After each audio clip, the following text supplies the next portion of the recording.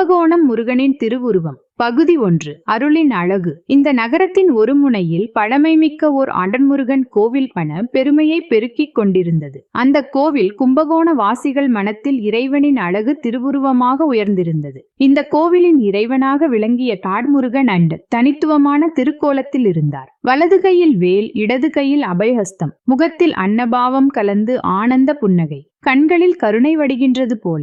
அந்த முருகனின் திருவுருவம் படைத்தவர் ஒரு பண்டைய சிற்பி, ஸ்வயதன் ஐயர் என்பவர். அந்த சிலையின் உருவாக்கம் பின்னாலேயே பஞ்சபூதங்களை ஒட்டி நடந்தது என்று ஒரு பழைய புராணக் கதை உண்டு. ஒரு நாள் கும்பகோணத்தில் உள்ள ஒரு சிறு கிராமத்தில் இருந்த சாந்தி என்ற சிறுமி தனது அம்மாவுடன் கோயிலுக்கு சென்று வழிபட்டாள்.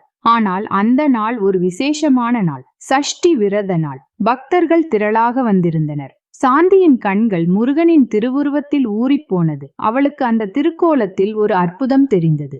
அம்மா, முருகன் எனக்கு விழித்து பார்த்த மாதிரி தோணுது என்றாள். அவள் அம்மா சிரித்தார். அவன் எல்லாம் அறிந்தவன். நீ பச்சையாக நம்புகிறாய் என்றால் அவன் உண்மையிலே உன்னை பார்த்து நிமிர்ந்து விடுவான். அந்த குழந்தையின் உள்ளத்தில் அன்றுதான் ஒரு அழகான உறவு பாலம் உருவானது, முருகனுடனான உறவு. அவன் திருவுருவம் அவளுக்குள் இடம் பிடித்தது.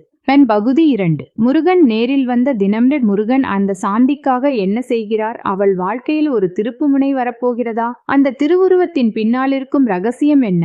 தொடரும். வேண்டுமானால் பார்ட் 2 தொடர்ச்சியாக இப்போது எழுதி வைக்கின்றேன். சொல்லுங்கள்.